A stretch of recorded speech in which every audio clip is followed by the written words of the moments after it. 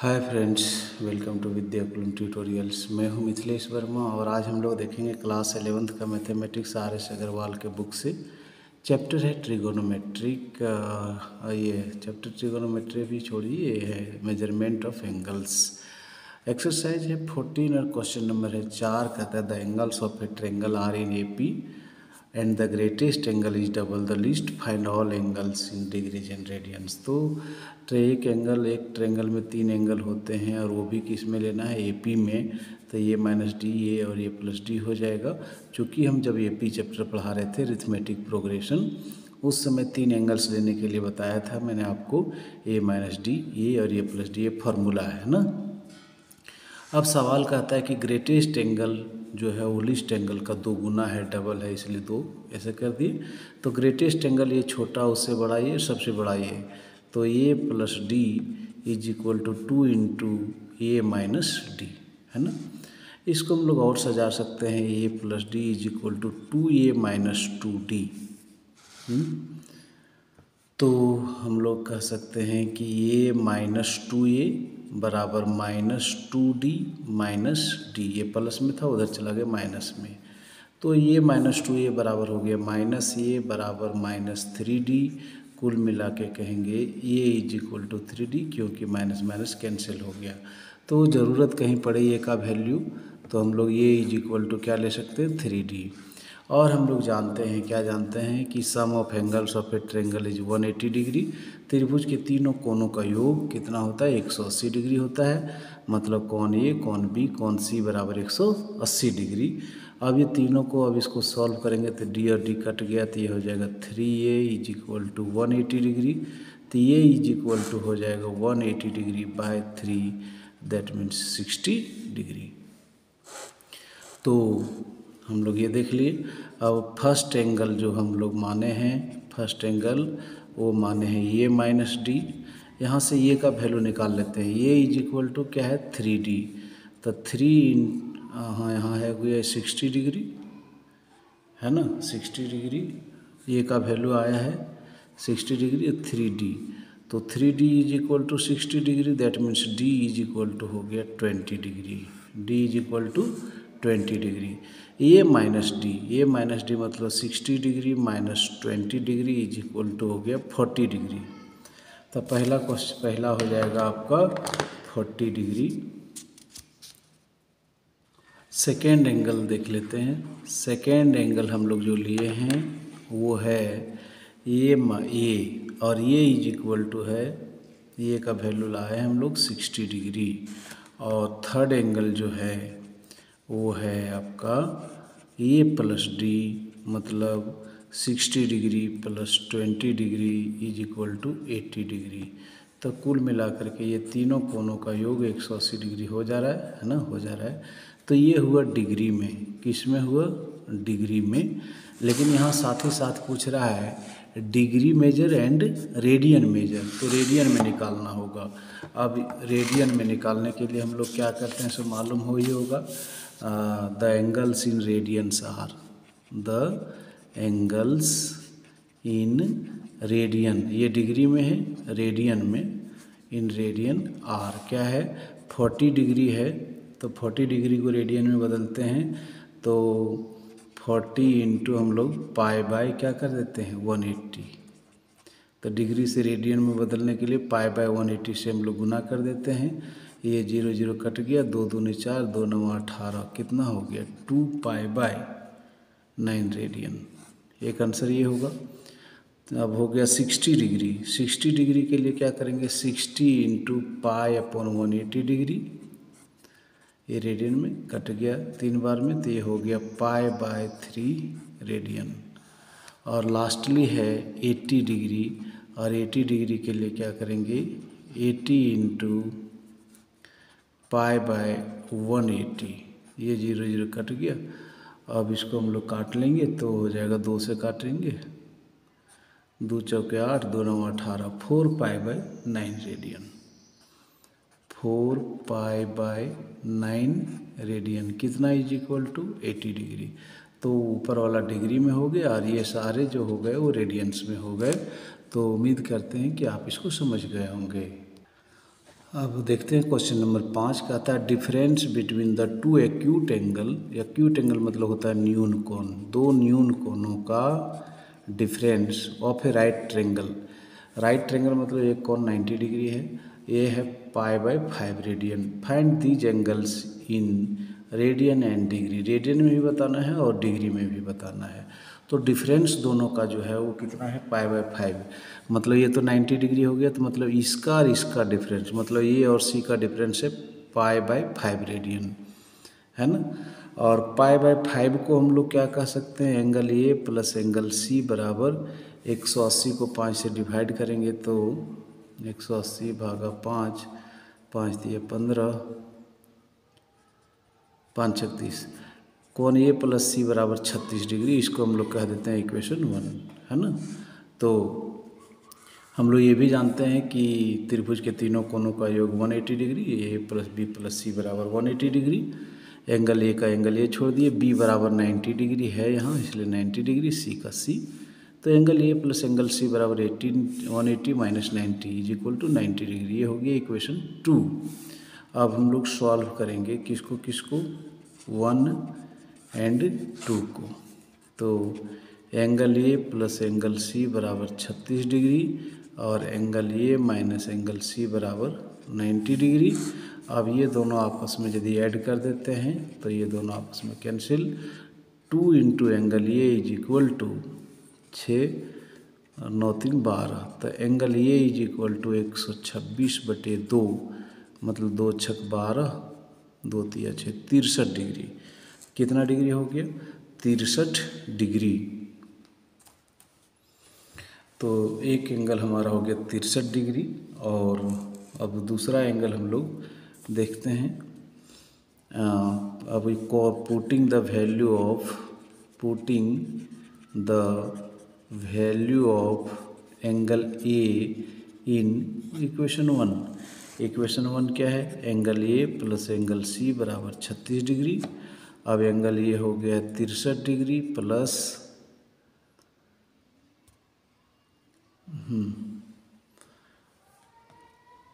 63 degree plus C is equal to 36 degree.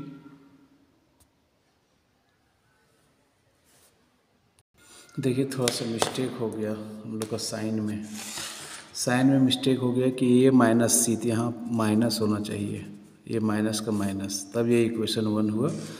और ये plus C equal to 90 degree, तो यहाँ हो गया माइनस, यहाँ माइनस और यहाँ होगा प्लस।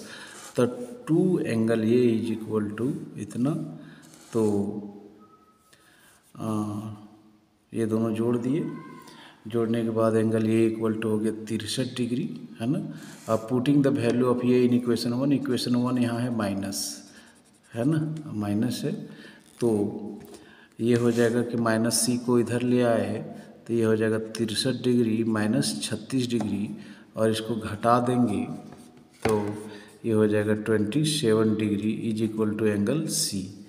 तो हमारा एंगल डिग्री में, इन डिग्री क्या हो गया, डिग्री में angle A is equal to 63 degree और angle C is equal to 27 degree. अब हमको चाहिए रेडियन में भी, इन रेडियन।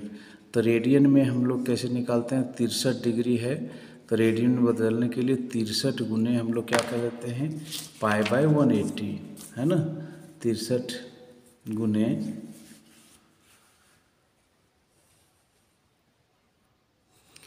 π/180, तो ये रेडियन में बदल जाएगा। और इसको जब हम लोग सॉल्व करेंगे तो हो जाएगा, इसको काटेंगे तो हम लोग काटते हैं 3 से, तो 3 से यदि काटते हैं तो यहाँ 60 हो जाता है और यहाँ 21 हो जाता है ना। 21 या 63 और 16, हाँ। अब ये फिर 3 से कट जाएगा, 3 7 21 और 3 से 20, ये 7π/63 degree is equal to 7π/20 radian. एक आंसर ये हो गया, 7π/20 रेडियन। देख लें आंसर इसका, 7π/20 रेडियन। दूसरा है 27 डिग्री, तो 27 डिग्री को क्या लिखेंगे, 27 गुने π/20 180 रेडियन। जब इसको सॉल्व करेंगे तब आ जाएगा हम लोगों का 3π/20 रेडियन। 3π/20 रेडियन। तो आंसर ये हो गया।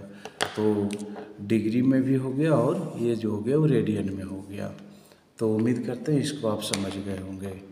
आइए देखते हैं क्वेश्चन नंबर 6। कहता है फाइंड द रेडियस r बराबर वाट। क्या निकालना है? r is equal to what. r is equal to what. हाँ, in which central angle of 45 degree. Central angle मतलब थीटा। थीटा कितना है? 45 degree. Intercepts an arc of length. Arc की लंबाई 33 सेंटीमीटर। मतलब ये देखिए आर्क है, ये आर्क की लंबाई कितना है? 33 सेंटीमीटर।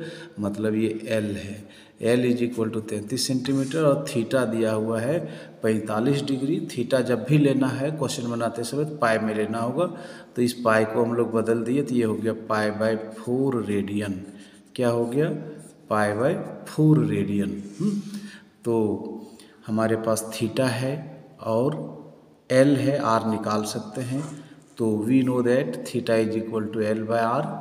ये फार्मूला है। तो आर इज इक्वल टू क्या हो जाएगा? L/थीटा। एल है अपना 33 और थीटा है अपना π/4 रेडियन। π/4 रेडियन। इसको हम लोग ऐसे भी लिख सकते हैं 33 × 4/π। इसको हम लोग ऐसे भी लिख सकते हैं 33 × 4 और पाई का वैल्यू हो गया 22/7। तो 33 × 4/22 × 7, ठीक है, 22 × 7।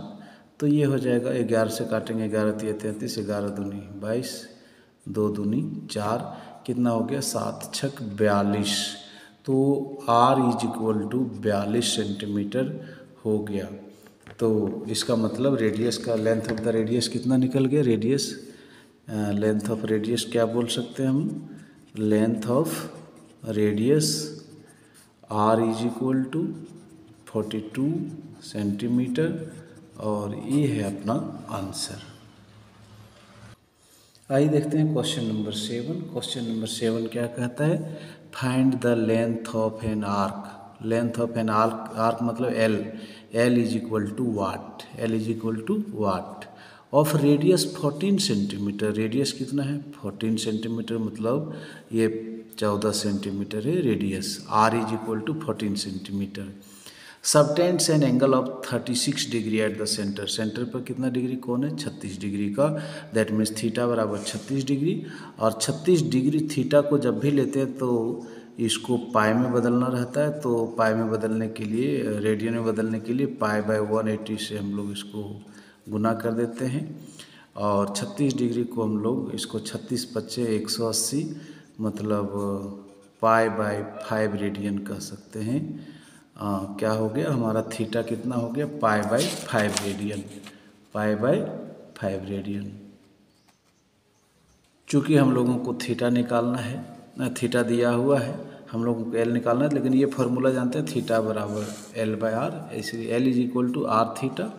आर का वैल्यू है हमारा 14 सेंटीमीटर और थीटा का वैल्यू है π/5 और π/5 है ना। तो एल निकालना है तो ये हो गया 14, पाई का वैल्यू हो गया 22/7 और पाई का वैल्यू 22/7 और 1/5 को इधर कर दिए। ये 7 दूनी 14 कट गया। अब ये हो गया 44/5। ये ऊपर में हो गया 44/5, 5 × 8 = 40 है ना। तो ये हो जाएगा 8.8 centimetre. L is equal to कितना हो गया? 8.8 सेंटीमीटर। हेंस कह सकते हैं लेंथ ऑफ द आर्क क्या हो गया? Hence length of the arc, length of the arc is equal to 8.8 centimetre. और ये अपना क्या हो गया? आंसर हो गया। उम्मीद करते हैं ये आप समझ रहे होंगे।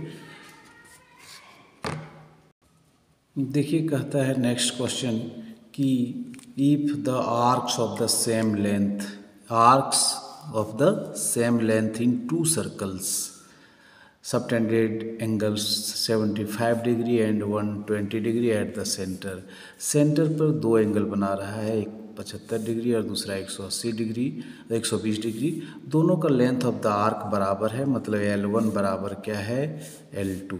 L1 बराबर क्या है L2। दोनों का लेंथ ऑफ द आर्क बराबर है, L1 बराबर क्या है L2 का। अब सर्कल 1 क्या है, सर्कल 1 के लिए हम लोग रेडियस को हम लोग मान लेते हैं R1, लेंथ को मान लेते हैं L1। सर्कल 2 के लिए रेडियस को मान लेते हैं R2, लेंथ को मान लेते हैं L2। अब हम लोगों को निकालना क्या है, यही R1/R2 is equal to what. कहता है find the ratio of their radii, मतलब रेडियस का जो रेशियो होगा वो निकालना है। तो for circle 1 θ1 is equal to 75 degree, और 75 डिग्री को रेडियन में लिखते हैं 5π/12। और R1 बराबर हम लोग जानते हैं L1/θ1, तो L1 हमारा L1 और θ1 का वैल्यू 5π/12। इसको हम लोग और बढ़िया से लिखना चाहें तो लिख सकते हैं, क्या लिख सकते हैं 12 गुने L1/5π। हाँ, ये R1। सर्किल 2 के लिए थीटा का वैल्यू 120 डिग्री, 120 डिग्री को लिखते हैं 2π/3 रेडियन। और R2 बराबर हम लोग जानते हैं L2/θ2, L2 का L2 रहने दिए, θ2 का वैल्यू 2π/3। ये ऊपर चला जाएगा तो ये हो जाएगा 3 × L2/2π।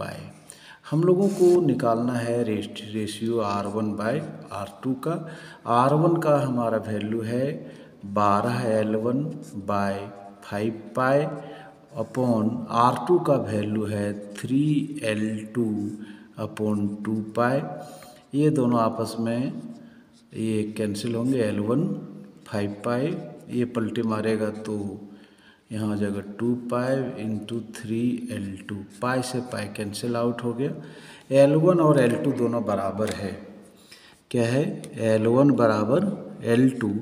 तो हम लोग L1 बराबर L2 है तो हम लोग ऐसे भी लिख सकते हैं, जहाँ L1 और L2 है तो इसको यहाँ भी ये भी कट जा रहा है, 3 चौके 12, ठीक है। ऊपर हो गया 8/5, ऊपर हो गया 8/5। L1 और L2 के जगह भी हम L1 लिख दिए, L2 के जगह पर भी हम क्या लिख दिए L1, चूँकि L1 इज इक्वल टू क्या है L2, और ये कट गया तो R1/R2 का जो रेशियो आया वो आया 8:5। 8:5 कह सकते हैं R1/R2 इज इक्वल टू 8:5। यही पूछ रहा था रेशियो का अनुपात, नहीं रेडियस का अनुपात, तो हम लोग बता दिए। आइए देखते हैं क्वेश्चन नंबर 9। कहता है find the degree measure, degree में बताना है आपको, of the angle subtended at the centre of a circle of diameter दिया हुआ 60 centimetre and arc of the length 16.5 centimetre. Arc मतलब L दिया हुआ है, L कितना दिया हुआ है तो 16.5 सेंटीमीटर। डायमीटर मतलब व्यास दिया हुआ है 60 सेंटीमीटर, तो डायमीटर का हाफ होता है रेडियस, तो रेडियस कितना हो गया 30 सेंटीमीटर। अब ये भी बराबर है, दोनों ये भी बराबर हो जाएगा। चलिए तो ये R है हमारा, R अपना पता चल गया है, R कितना है 30 सेंटीमीटर, L कितना है 16.5 सेंटीमीटर। निकालना क्या है theta, theta is equal to what, तो थीटा इज इक्वल टू हम लोग फार्मूला जानते हैं L/R। L कितना हो गया 16.5 और R हो गया हमारा 30। और ये जब भी आता है तो किस में आता है रेडियन में आता है। हमको पूछ रहा है डिग्री मेजर, सवाल में पूछ रहा है डिग्री में, तो इसको बदलना पड़ेगा। 16.5/30 यह भी डिग्री में आया है, किस में आया है नहीं रेडियन में आया है, रेडियन में आया है। जब थीटा रहता है तो रेडियन में। अब रेडियन को पाई में बदलने के लिए हम लोग क्या करते हैं, कितना से गुना करते हैं, रेडियन को पाई में गुण, तो 180/पाई से डिवाइड करते हैं, 180/पाई से। हाँ, डिग्री ये रेडियन से ये किस में बदल जाएगा डिग्री में। अब इसका दशमलव उड़ा देते हैं तो ये हो जाएगा 165/300, दशमलव उड़ाए उसके बदले में 1 0 दिए, यहाँ हो गया 180 और पाई का मान हो जाता है 22/7 और ये हो जाएगा डिग्री में, है ना, डिग्री में। हाँ, तो ये हो जाएगा 165/300 गुने 180 और 7 ऊपर चला जाएगा और 22 नीचे आ जाएगा। 1 0 से 1 0 तो 3 6 18, 3 10 30। ठीक है, और कुछ कटने का संभावना है क्या? नहीं कटेगा, नहीं कटेगा, हाँ कटेगा। 2 3 6 और 2 11 हैं 22। हाँ, अब यदि 165 कटेगा 11 से, उम्मीद कम है। ये 11 से 165 कट जाएगा कितने बार में? 12 बार में, 15 बार में। अब ऊपर कितना हो गया? ऊपर हो गया 15 गुने 3 गुने 7 बटे कितना? 10। हाँ, अब 5 तिया 15, 5 दूनी 10, कितना हो जाएगा? 3 तिया 9 सती 63, 63/2 डिग्री। और 63/2 डिग्री को हम लोग लिख सकते हैं 31 डिग्री और 31 डिग्री, डिग्री में लिख दिए। और मिनट में कितना आ जाएगा? 30 मिनट, है ना। भाग करेंगे डिग्री से मिनट में बदलने के लिए, मैंने आपको सिखाया था। तो 63/2 मतलब 31.5 डिग्री, है ना। तो यह आंसर हो जाएगा किसका वैल्यू? तो थीटा का। देखिए ये 10वां नंबर सवाल देखेंगे। In a circle of diameter 30 centimetre, diameter मतलब व्यास दिया हुआ है कितना? 30 centimetre. The length of the chord, chord मतलब जीवा, जीवा की लंबाई भी दिया हुआ है 15 centimetre. Find the length of the minor arc of the chord, मतलब L = वाट, ये निकालना है L।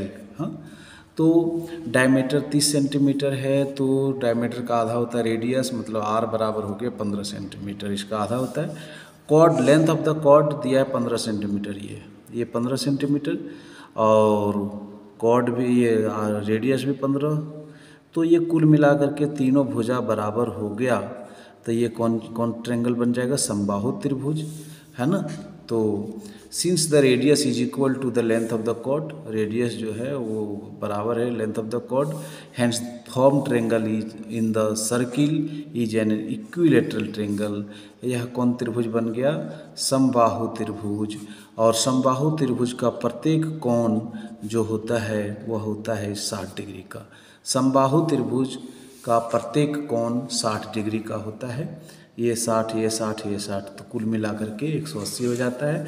दैट मीन्स थीटा का वैल्यू हो गया 60 डिग्री, और 60 डिग्री को हम लोग लिख सकते हैं π/3 रेडियन। हाँ, हम लोगों को निकालना है L, तो हम लोग जानते हैं formula, we know that theta = L/R। तो L = R थीटा। R है हमारा कितना? R है हमारा 15 गुने थीटा कितना है? π/3। हाँ, तो ये हो गया π/3। अब हम लोग R 15 का 15 और पाई के लिए हम लोग लिख दिए 22/7, और ये 1/3, ये बटे में 3 था ना, तो इधर 1/3 कर दिए। पाई के लिए 22/7। अब 3 पच्चे कितना हो गया? 15। अब कटेगा नहीं, 22 पच्चे 2 तल से 110/7। 110/7 को हम लोग जब डिवाइड करेंगे तो लेंथ ऑफ द आर्क हो जाएगा 15.71 सेंटीमीटर। तो लेंथ ऑफ द आर्क हम लिख सकते हैं, hence length of the arc =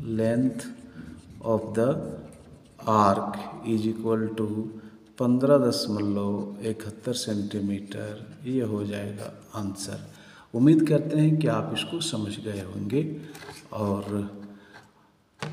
कहीं कठिनाई होगी तो आप बताएंगे मुझे। आइए देखते हैं क्वेश्चन नंबर 11। क्वेश्चन नंबर 11 कहता है find the angle in radian as well as in degree, मतलब आपको थीटा बताना है रेडियन में, साथ ही साथ डिग्री में भी। Through which a pendulum, pendulum आप समझते हैं दोलन करता है, ऐसे ऐसे घूमते रहता है।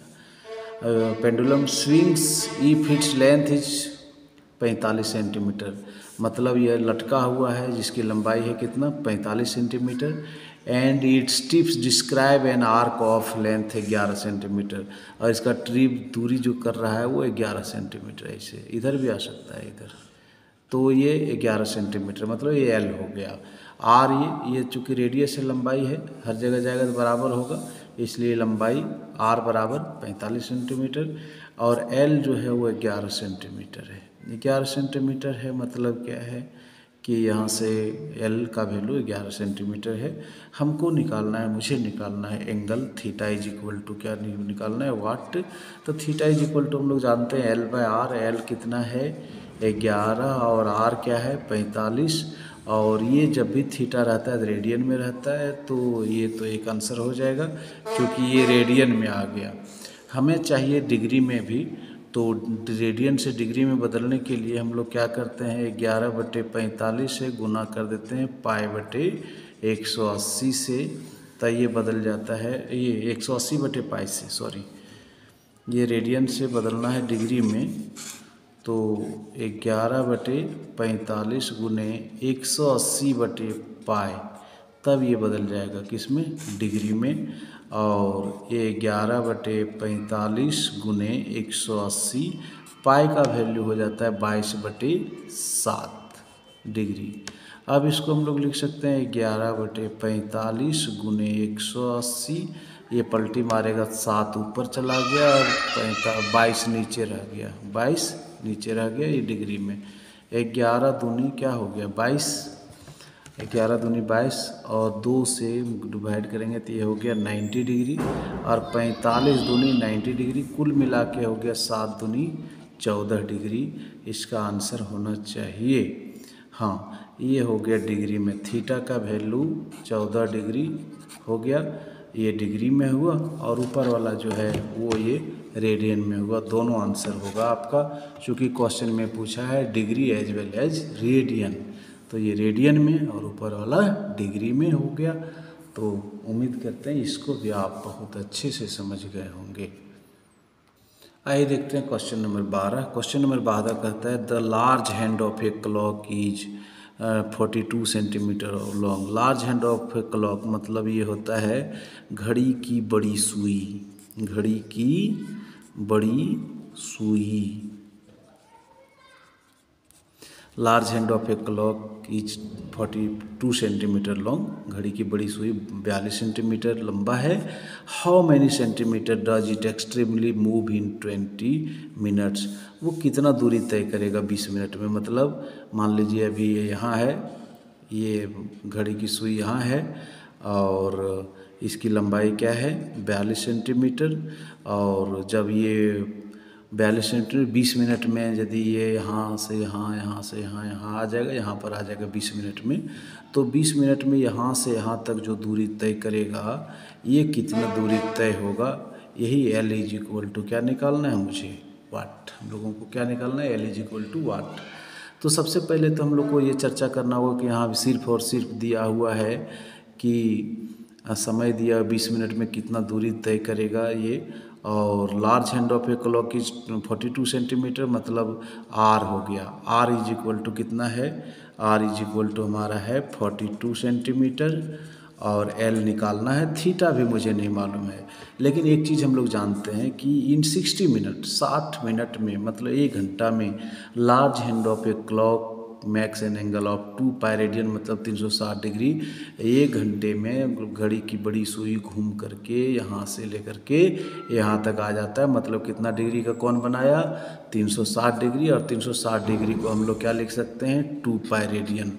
कहने का मतलब कि 60 मिनट में कितना एंगल बनाता है 2 पाई रेडियन, तो 1 मिनट में कितना बनाएगा तो 2 पाई बाय 60 रेडियन। इसीलिए 20 मिनट में कितना बनाएगा तो 2 पाई बाय 60 इंटू 20, और इसको काट देंगे 20 दिया 60, मतलब कितना डिग्री बनाएगा कोण, कितना रेडियन का कोण बनाएगा 20 मिनट में 2 पाई बाय 3 डिग्री, मतलब ये हो गया हमारा थीटा। और आर बराबर 42 सेंटीमीटर दिया हुआ है, तो we know that theta is equal to L by R. चूँकि हमें निकालना है एल, तो एल बराबर आर थीटा, तो आर का वैल्यू है हमारा 42 और थीटा का वैल्यू है हमारा 2π/3। हाँ, अब इसको हम लोग और सॉल्व करेंगे तो ये 42 गुने 2 और पाई का वैल्यू होता है 22/7 और ये 1/3 का हम यहाँ 1/3 रख ही लिए। अब क्या हो जाएगा 7 छक 42 है ना, और ये हो जाएगा 3 दूनी 6, तो हो जाएगा 22 चौके 88। मतलब L = कितना सेंटीमीटर हो जाएगा 18 से 88 centimetre. Hence length of the arc = 88 centimetre answer हो गया। तो वो 20 मिनट में घड़ी की सुई बाहरी कितना दूरी तय करेगा, तो 88 सेंटीमीटर दूरी तय करेगा। तो आज यहीं तक वीडियो को आपने शुरू से अंत तक देखा, इसलिए आपका तहे दिल से धन्यवाद।